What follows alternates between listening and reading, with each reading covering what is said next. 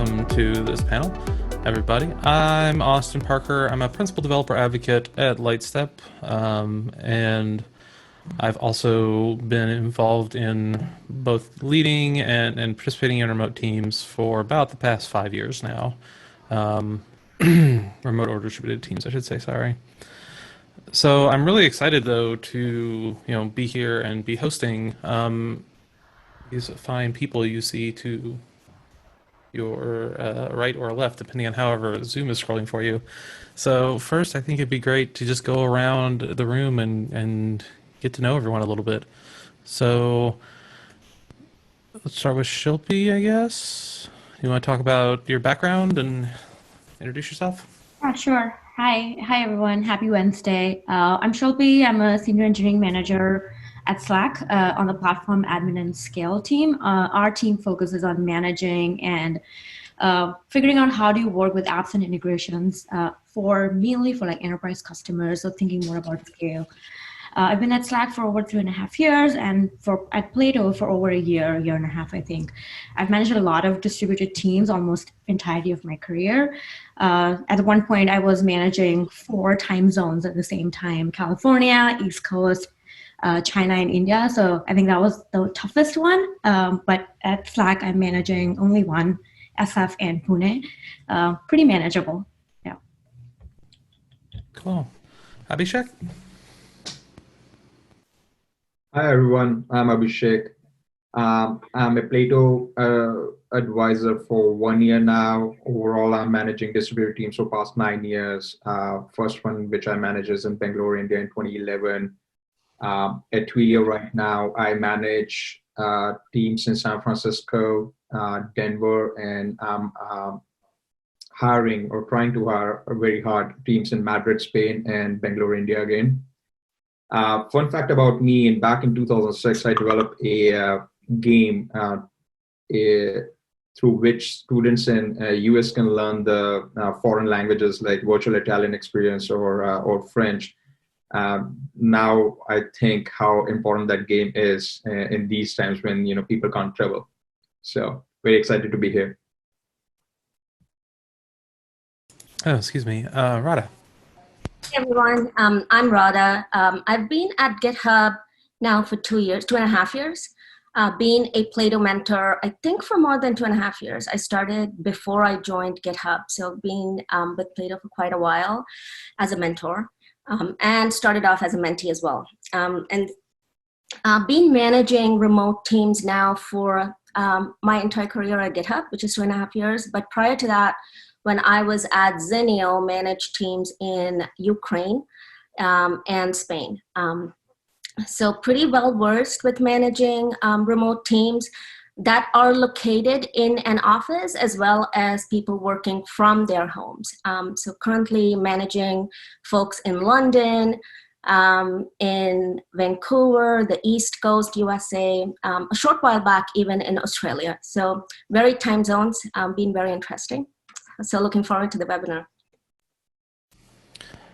Fantastic. It sounds like I think this is actually a really good segue into sort of the first thing I wanted to ask, which was, everyone here has been either involved in managing or leading remote teams, or has been in some way been a part of a distributed workforce. But the current sort of state of the world and the current way that we're working isn't exactly normal, right? It's not exactly what we've been used to. So how's people doing? Do you have any advice for people that are either have been remote for a while and are suddenly thrust into trying to adapt to this, or people that are getting their first experience with sort of being a remote worker in the midst of a global pandemic?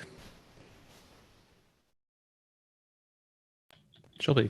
Yeah, I can go. I think I can talk on 3 accounts. I think personally what has helped is just building a routine and taking each day as it comes.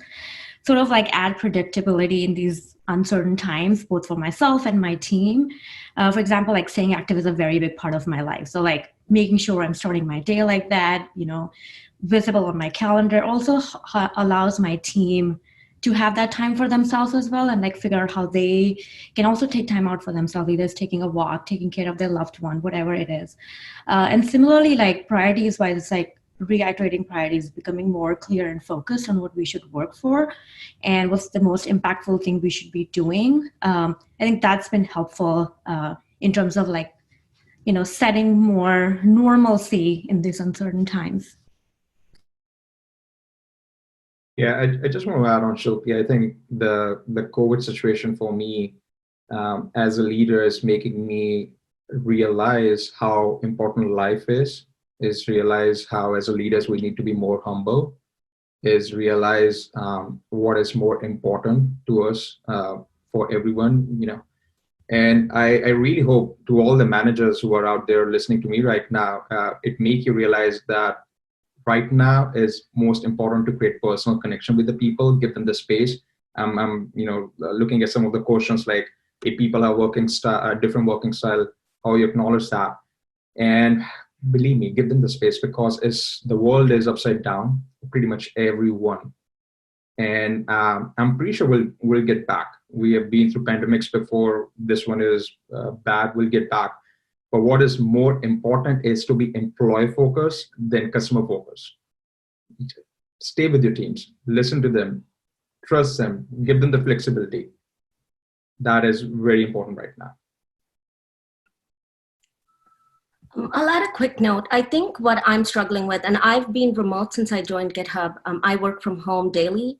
I think the one struggle that I have is not work related. It's mostly managing the kids, the school life, the distance education, and work, just prioritizing what comes before another.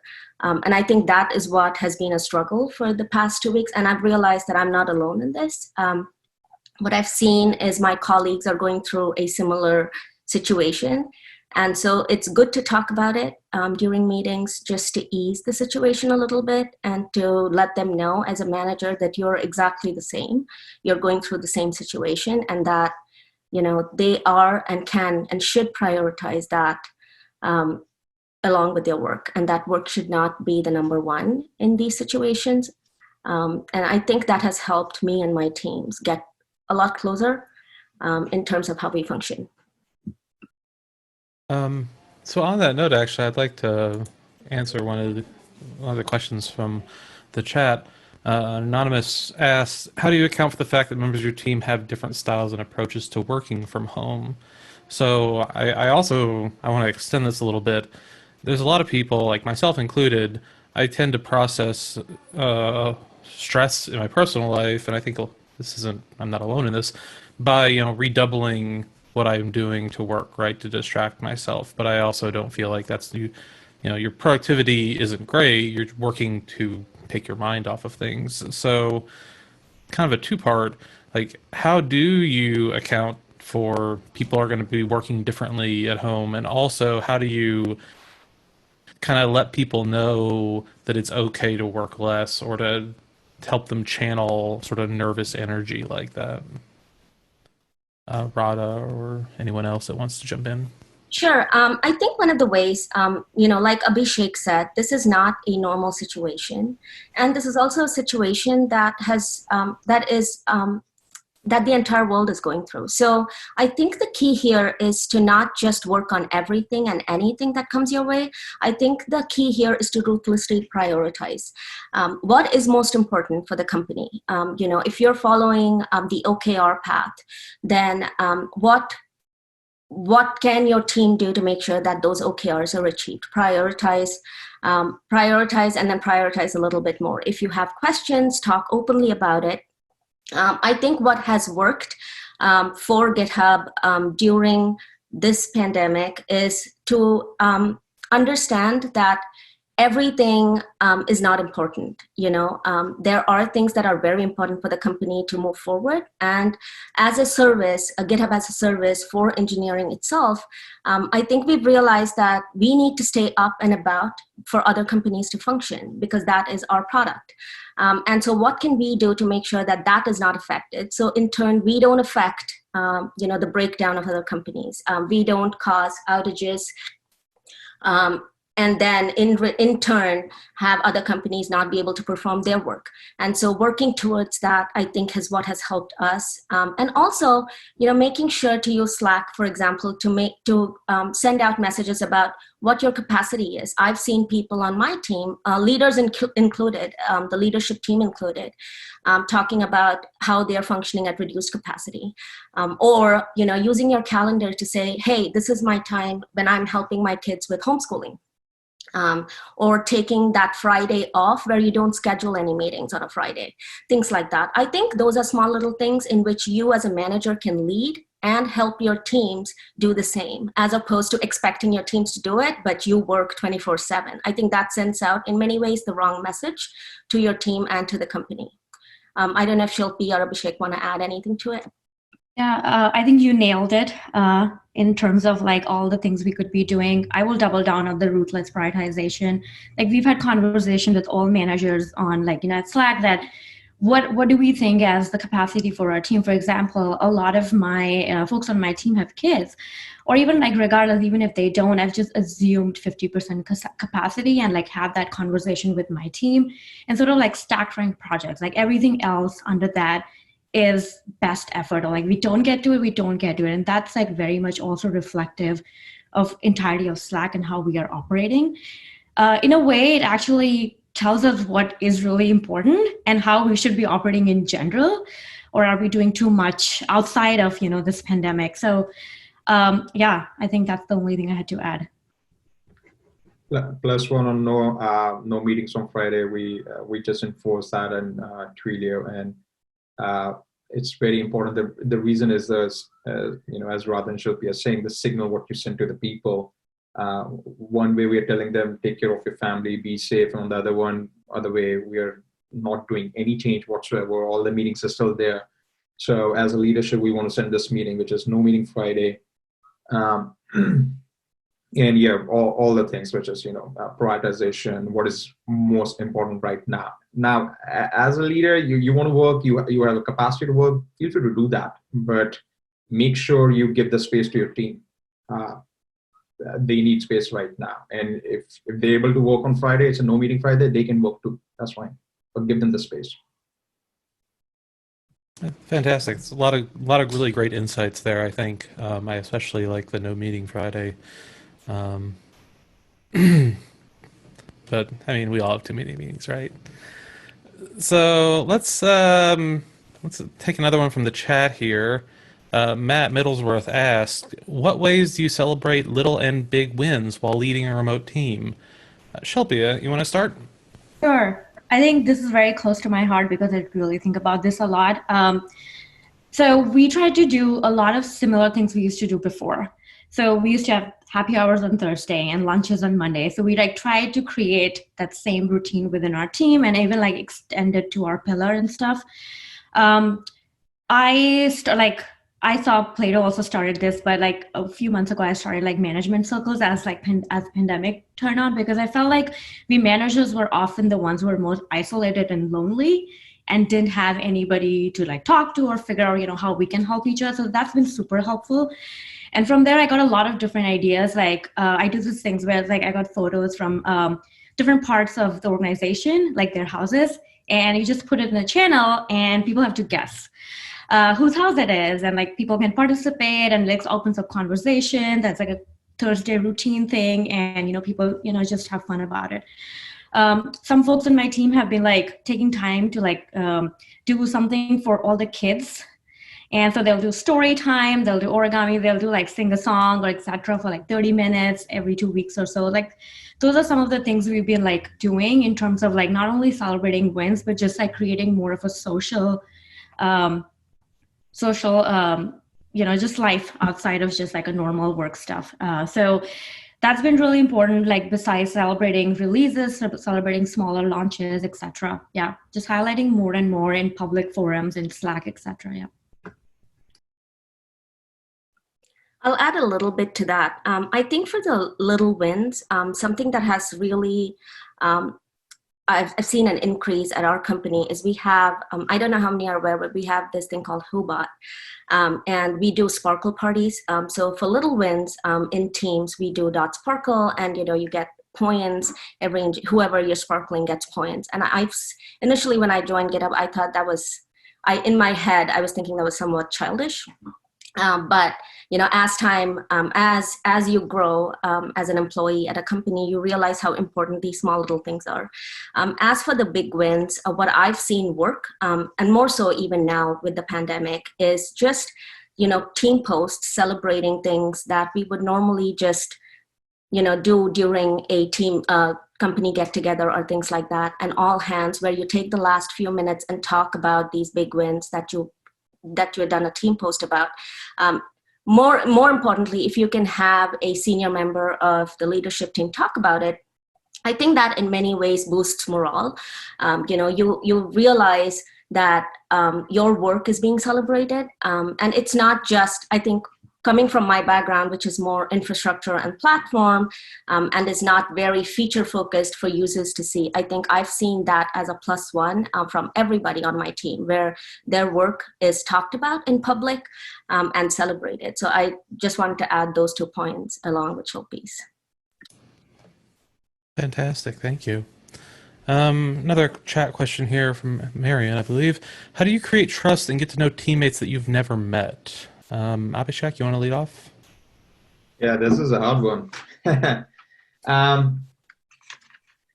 It's certainly hard. The few things which I look for in the trust.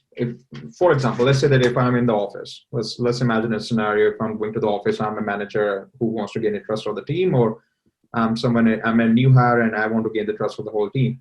The 2 things which you basically look for is how do you work, because you gain trust through work. And the second is how you get the work done. What exactly are the cultural principles, how you get the work done, right? And in some of the cultural principles is like how humble you are you a team player? And one of the biggest one is how vulnerable you are. Can you basically acknowledge to the whole team, oh yeah, I made a mistake, I screw up, sorry guys, let me clean up the thing, right? These are some of the principles which are evergreen. That's how basically trust is established. Being remote, as you can imagine, being vulnerable can be a little harder as you're not in the person. Maybe sometimes you don't even know who you're interacting with. I get all the points. And I am actually frankly looking for Shilpi and Radha if they have more insights. But if you can still follow the same principles where you have to acknowledge sometime in the public trust matters, public channels, yes, oh sorry, I'm delayed on my assignment, this is what I'm doing. Or once you promise a date, next time you promise a date, you still hit the date. Or you'll be vulnerable enough that yes, sorry guys, I have to take care of my kids. These kind of things, these kind of little interactions while you're still basically outputting something, create that trust. Now it's more on the Slack than in person, but still the principles remain the same. Shilpi, Radha, you want to add something? I think taking some time to just get to know them, even if it's over Zoom or whatever platform you're using, to build that relationship.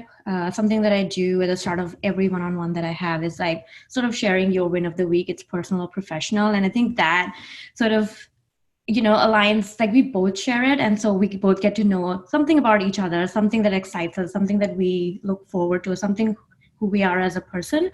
So that's like one small tidbit, but I would in general say like spending some time with that individual. Yeah.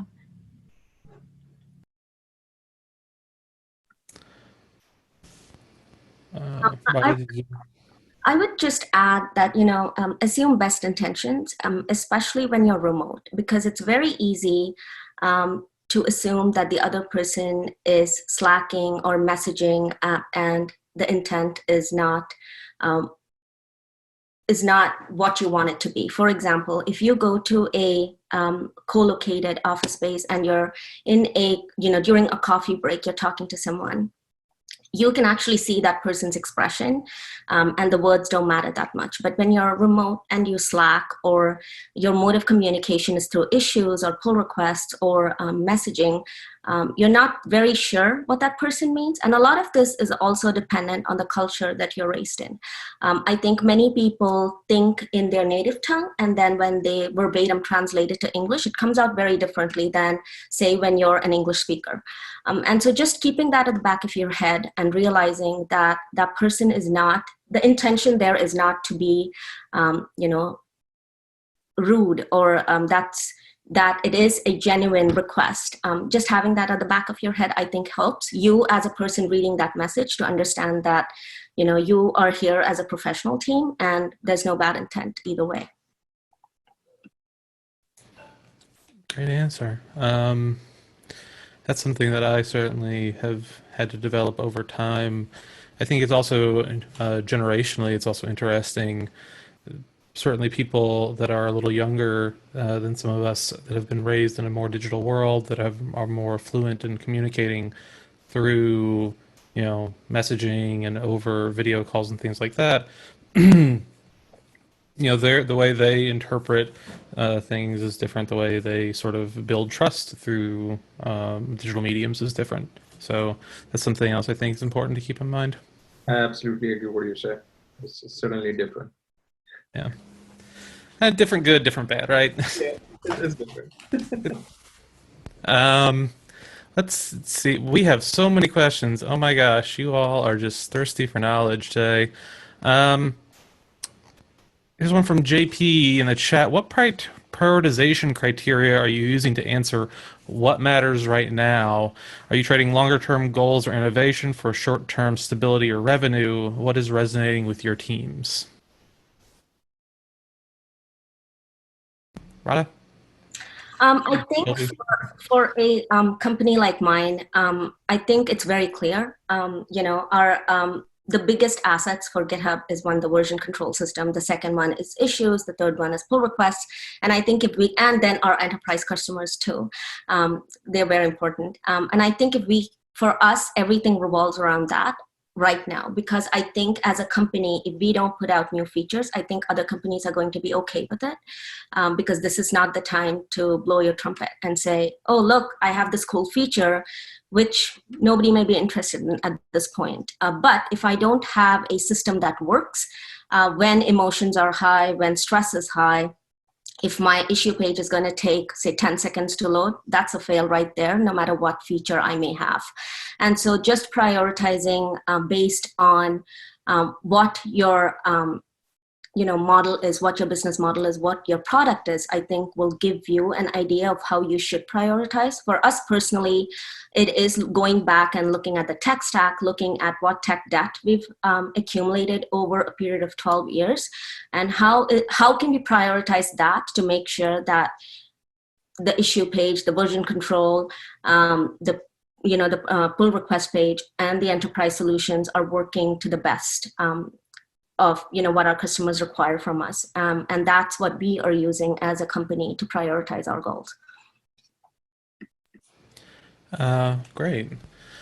I want to still getting a lot of questions in. There's a few that are in the same bucket here, so I want to try to get these three or so. But a lot of people are asking about onboarding. Christian says, we're a small startup, less than 20 team members. Onboarding is something we've never done well. Now we're planning to hire new engineers for the first time in an all-remote environment. Any tips? There's also a question around, what are the signals you're looking for when you're interviewing to see how people would be as, remote or work from home employees? How do you ensure a good onboarding experience when you have this sort of indefinite work from home? So I'll kind of put that one to the floor. Whoever wants to jump in first, let's talk about onboarding in these uncertain times. Abhishek. I can start. It's certainly an interesting experience for us also. Now we're trying to onboard our interns in May, and there are some new hires also in my team. First of all, let's empathize. It's hard. Second, I'm more worried about the people who are entering the company, what kind of experience they get, because they're not entering into big shiny offices and catered lunches and everything. They're like, oh, we are new hire, and they're literally on the screen now.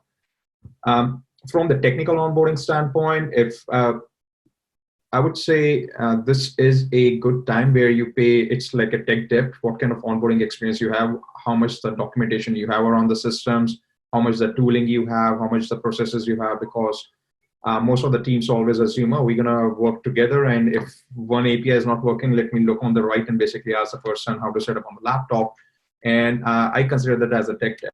The teams which never have experience of scale and, which we're all working together, it's a good time to invest into your onboarding processes, create the documentations, create the systems, have a one-touch deploy where developers can, check in the code on a day one or something like that.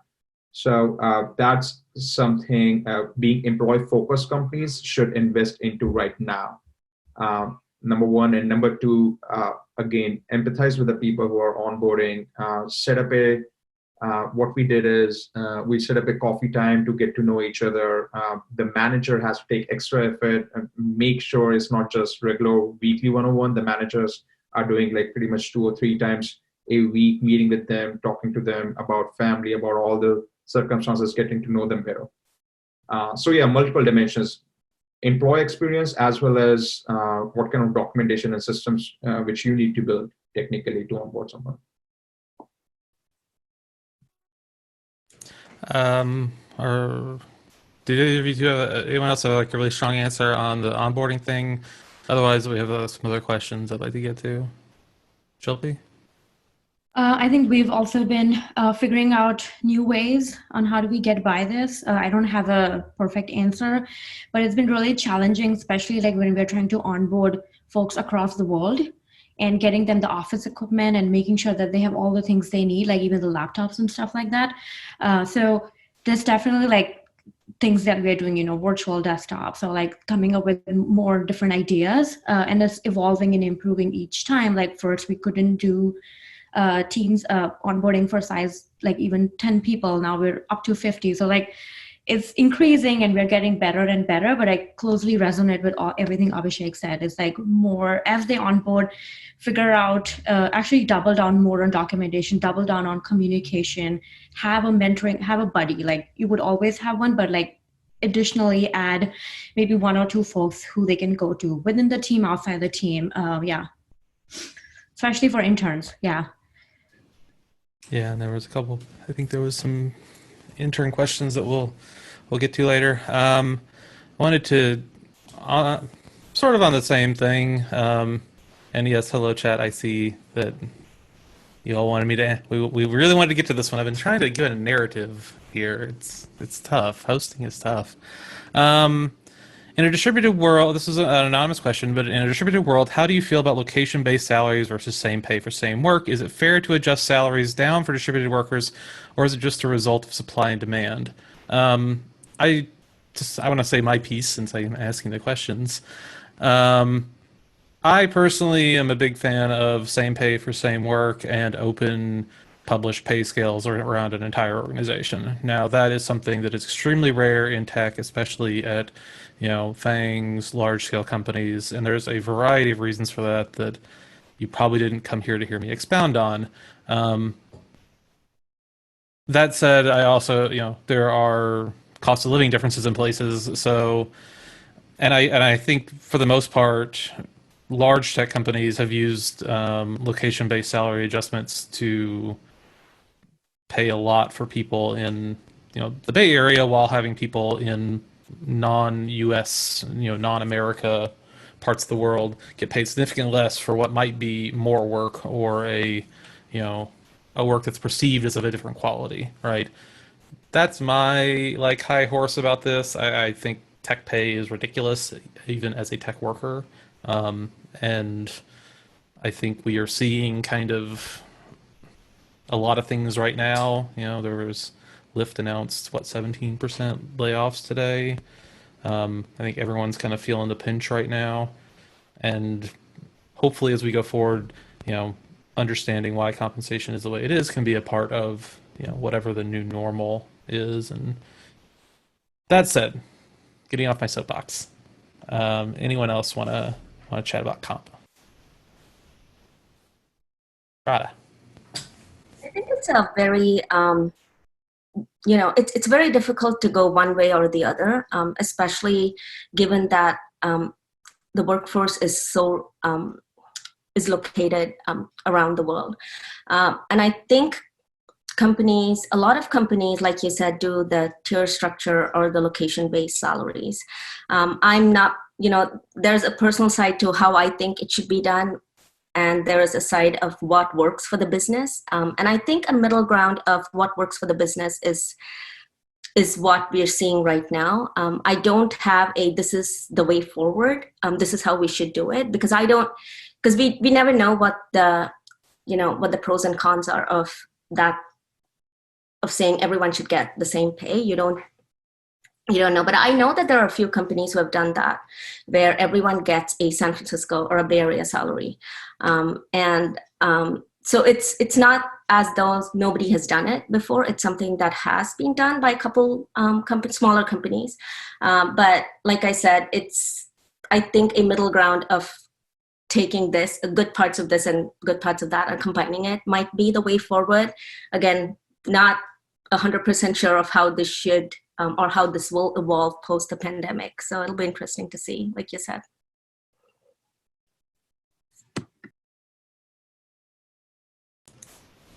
Anyone else want to get on this one? It's an interesting topic.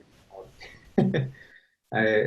Nothing is right, nothing is wrong. But I think in general, if you're an employer, if what's the context of the question? But for example, what exactly you're trying to optimize for? We try to optimize for the happiness of the people, for the employees, and the happiness comes from money is a big part, and fairness, and ownership. And that's the reason, basically, Twilio has 22 offices around the world, and every one of the employees we have, they are owners of the company in some shape or form. So we optimize for these things, and from the happiness perspective, whatever a human being needs, basically, what are the needs, like medical insurances and family-based packages, and whatever the money they need, a cost of living to be comfortable in that area. Now, that's exactly what people are coming to work for. That's a question they should go back and ask. Yeah.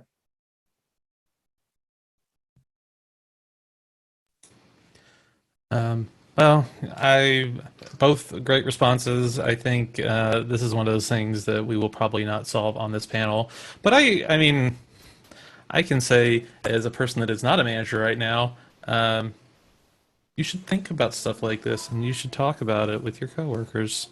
And like I said, I'm not a manager, so I can say that sort of stuff. Oh, let's see.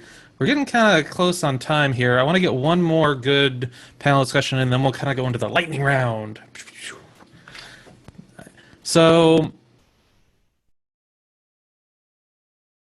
this one is been upvoted a lot, so let's do this one. And this goes back to something that was brought up earlier around no meeting Fridays. But how do you enforce that? How do you sort of communicate that idea out and then get buy-in from the rest of the organization? So do you have, does anyone want to share their experience about that?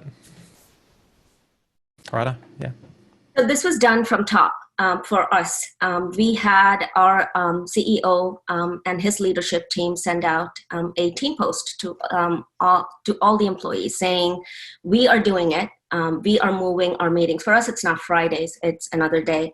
And we are leading by example. And the entire leadership team is going to take this one day off to show that it is something that we do. And no matter how much we want to work and get our, our work done, we want to show through example that we are not going to sit and work. We're going to take the day off. And we actually didn't receive emails, or we didn't have any of the LT members on Slack messaging anyone.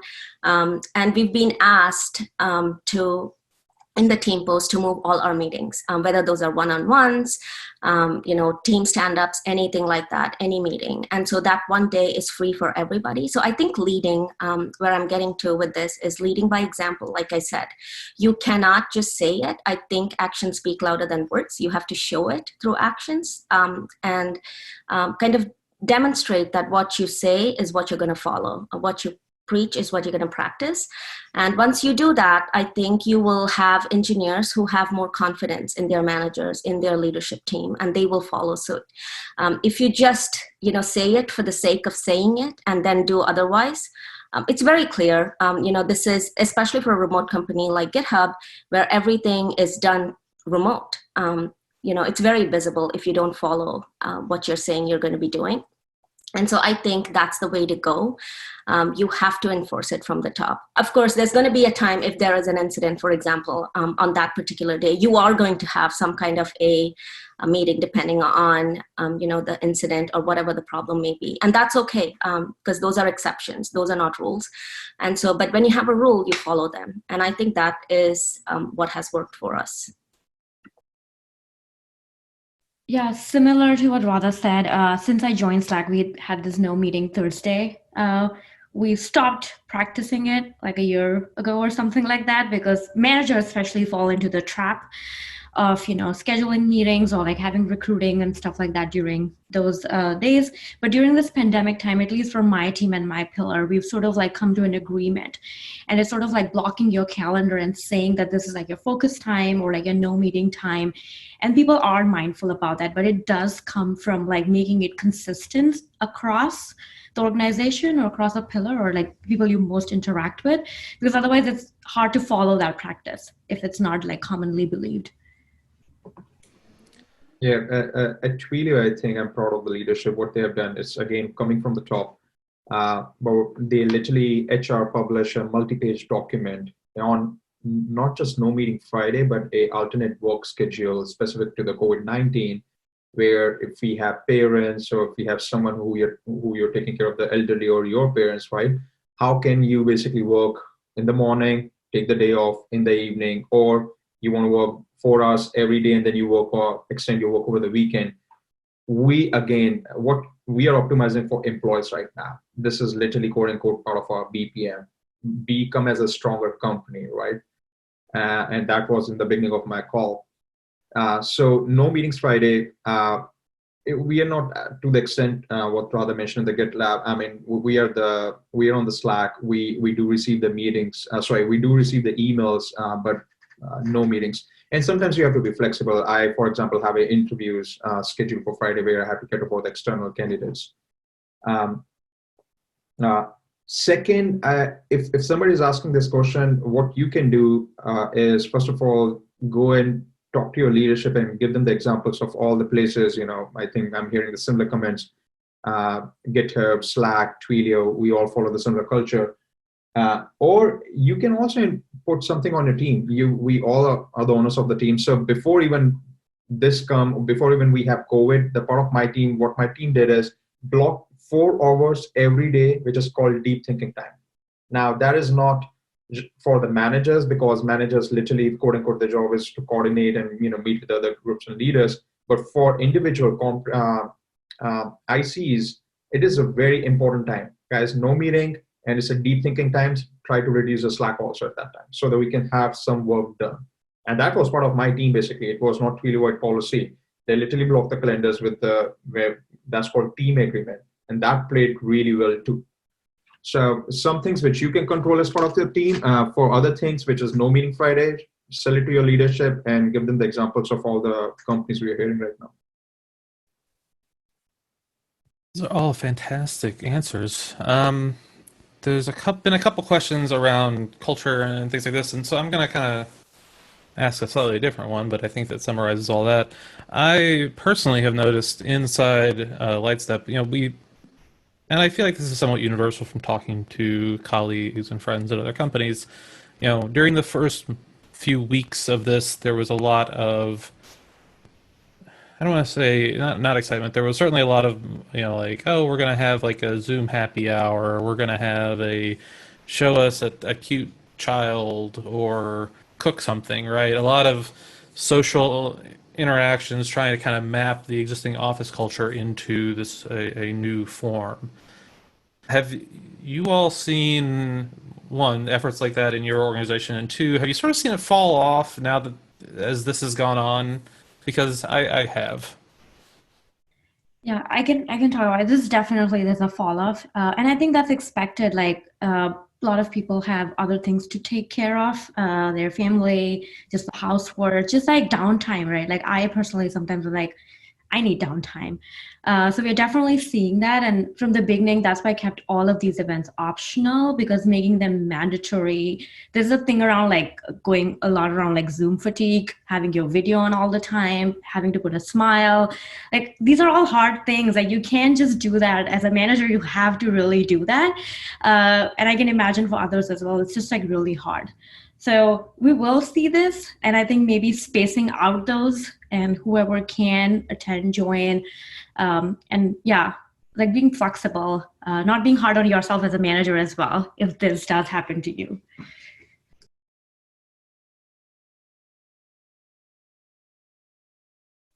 All right. So we've got about 10 minutes before we're going to start wrapping up. So, and we have like 16 questions. So in the interest of getting through as many of your questions as possible, chat, I'm just going to kind of burn through those. First person to raise their hand gets the answer. All right. Shayam asks, how important is it as a leader to signal that it's okay to take time off, and how should we proactively optimize for that? Just do it. Just do it. Do it. Boom. Yeah. Just do it. I love it. Practice what you preach. Yeah, absolutely agree with Shilpi. Just to add on that, if as a leader you can't be vulnerable and you can't go back to your team that I'm burned out and I need some time, that you're missing a great opportunity to build the trust with the team. You need to be vulnerable as a leader. So it's a great opportunity to do that. You got another one here from Brent, and I think this one's for Radha. For GitHub, after being acquired by Microsoft, were there changes in the culture, the company culture? Not really. I think the changes that we saw were positives. We took the good that that Microsoft had to offer, and we actually brought that into GitHub. It's still run pretty independently. We still get to do everything that we were doing as GitHub, and really there hasn't been a whole lot of change other than a good flow of people. I think from here to there, and opening those doors. We've actually seen that happen. If you're interested, but other than that, it's been very, very well run, I think. Cool. We've got another one from Nick. Aligning team priorities, ensuring everyone keeps on. Yeah, how would you say, with the absence of like in-person meetings, things like that, how are you making sure that people's priorities are aligned, that people are sort of all going in the right direction still? There's also a couple questions about one-on-ones, how those are going. Does anyone want to talk a little bit about that? It's been, I think with one-on-ones, those are the last meetings that I will change or reschedule. I think those are very important, especially during a time like this. And I think with respect to team, we do a lot of async stand-ups. We usually don't do, a face-to-face or a Zoom meeting. We always we use Geekbot with Slack, and that's how we do our stand-ups. So just making sure that that is continuing, and then aligning with our OKRs. We have to update our issues, the initiatives under the OKRs every week. And so making sure that those are getting updated. I think small little steps like that, while ensuring that people have the time to also work on some small little projects or the operational kind of work, which is part of any engineer's day-to-day life, is being taken care of. Shilpi or Abhishek, want to talk about one-on-ones? Yeah, so as Radha said, I asked all of them, and do you want to shift to weeklies, bi-weeklies? I think it's everybody's individual preference. So I stuck to that. It's weeklies for everyone. Same, we do async stand-ups as well, and through Slack. And because we are just distributed team as well, we write everything down. Even if we are in a meeting and an next person is not in a meeting, or it's just about a certain issue and the rest of the team is just so that there's a lot of transparency on the decisions being made, and follow-up conversations as well. Trying to reduce meetings as much as possible in general to just give more focus time. Yeah, on the priorities, write everything down. It's more important. Communication is always important, but it's a lot more important right now. Be specific, exactly what you asked for, prioritize everything, create a document, create a story map. Management, product management, use all the tools, but communication is very important right now. Be very specific, and so that people understand why it is a priority, what is the deadline. In the remote culture, there is no loosey-goosey, which is people are just talking and the deadline pass by. A point toward, or a point towards what Shilpi was saying, I think everyone said, but at least on the engineering side at Lightstep, we were not quite 50-50, more like 60-40, 80-20, I don't know. Well, we had a lot of distributed teams, and we had gotten into the practice of doing like lab notebooks and just a decision log in a Google Doc that's where, every meeting goes. That's where every technical decision goes. And it's been extremely handy, obviously, with everyone having to be at home, because not only can you go and essentially replay what happened in the project, but everyone was used to it, so there wasn't a huge painful cutover. I think that's helped us a lot with being responsive. So here's a good one. I'll give this to everybody. What's your standard day look like as a remote manager? How many times did you interact with your team members for a discussion, even when everything is just fine? And that's from AJ.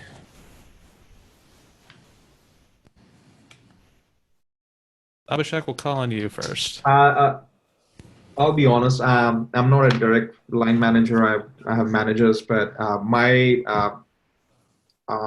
day is similar to what in the past. I interact a lot with the customers and on the product strategy and everything. That being said, I am trying to create a room for myself. I'll be very honest. It's all started on March 3rd. I think that was my last day being on site on the office, and after that we are remote. And the whole March, I realized, I was like, wait a sec, something is wrong. I'm working hard, or either there are like meetings on my calendar 8 to 6 with no breaks whatsoever. And that was not good for my health. So what I did, and I tried to enforce with my team as part of the schedule, is couple of things. Number one, reduce all the meetings to 45 minutes so that we give 15 minutes break to the people. They can go and do a tea or coffee break. Block the time off the calendar for the lunch. Now that again don't sometimes work for me because I have to interact with external customers, but the team should have a dedicated time off for the lunch. And for me, I try to catch breaks once in a while. My kids are at home. I also don't want to miss the whole opportunity where they were at home, but I completely miss them from 8 to 6. So I am adopting my work schedule. I let the team know that I'm trying to be flexible on these times, and that's how it goes. Yeah, I can go next. I think each day is very different, but I've also reduced focus on the things that we should ultimately be focused on as a team. So more like regular check-ins with teams has become like a very big part of me, even if it's like ad hoc on what's going on and like how things are moving along. But beyond that, it's like business as usual. Like nothing has shifted. It just feels like we are transported from Slack at our office to Slack at home. We are, as a leadership team, deliberately trying few things, like starting meetings 5 minutes actually later, because people it's very hard to end the meeting at like the 30 or the 1 minute mark. It's easier to start at 5 minutes later and get that bio break or the stretching or whatever you need. This is sort of coming from our CEO Stuart as well. So it's sort of like those kind of things we are trying as a management group within our teams. Yeah. Here's one from Ben. How do you approach giving feedback with remote teammates if you have constructive or performance improvement feedback? Do you wait until your next one-on-one, or do you just start it asynchronously in Slack? Radha, or you want to give it a shot? Well, if it's performance related, I never really started on Slack. I always do it during a one-on-one meeting. I do not believe in waiting until your performance review to give you that feedback. I believe feedback is best given when there is feedback to be given and when you can cite an example. And I think that's when you can actually see the person improve or understand why I'm giving them that feedback or what is causing me to give them that feedback. And I think it's It's been very, useful for me to do that. And it's been useful for me to hear that feedback also. That is one thing I do with every one-on-one is the last 10 minutes of my one-on-one, I actually ask for feedback, and I ask if there's anything that I'm not doing that I should be doing for them. And so that's been very helpful for me. I don't think any of this has to be tied to being remote or on-site. I think as a manager, you need to be adaptable and provide the right feedback, good or bad, at the right time. Now, it's a bit difficult to do it over Zoom if you're not comfortable, but given that GitHub is a 67% remote company anyways, in my 2.5 years at GitHub, I have done it on a Zoom call because I don't have anybody co-located with me in HQ. It's difficult in the beginning, but I think as a manager, like I said, you have to adapt and figure out ways that help you. And it's not as difficult, I think, to do that over Zoom after the initial few hiccups. All right. I'll add on this. Things are a little bit changed on the COVID-19. So specifically around constructive feedback, if it is a good feedback, celebrate, I don't know, Slack stickers, public channel, food, company-wide. But if it is a constructive feedback, people, please make sure you understand the situation is different for everyone right now. The gyms are closed. They're not meeting with their family. They're not meeting with their friends. So I completely agree with Radha. 99% of the time, don't wait for the feedback in your one-on-ones or yearly performance. But in this situation, if you have a constructive feedback as a manager, double ask your question, what exactly it is for, how, if the people are getting impacted, understand, listen more before you basically, you're like, okay, this is what I'm hearing and this is what I should be. Because these kind of conversations can go difficult for the people who are on the receiving end. And we already stressed. So again, I just want to say again, let's be a better human, because this is very important right now, and then a better manager. Well, thank you very much. I'm sorry we couldn't get to all your questions. Let's throw it back to Mustafa to take us out. Yeah, awesome. I guess in the last minute we have, first of all, I want to thank you, Austin, for moderating. Thank you for also providing your insights on kind of how things work at Lightstep. Also want to give a shout out to Lightstep for co-hosting. And then finally, thanks to Shilpi, Abhishek, and Radha for being amazing panelists. I love what Abhishek just ended on, let's be better humans, during this interesting time. But yeah, everyone who joined us, everyone who attended, we'll send you an email later today with a video recording if you want to share with your team. And we'll also share some details about, again, our mentorship platform. And we're lucky that we had 3 of our mentors joining us today. So stay safe, everyone. Take care, and we'll see you next time. Thank you all. Bye.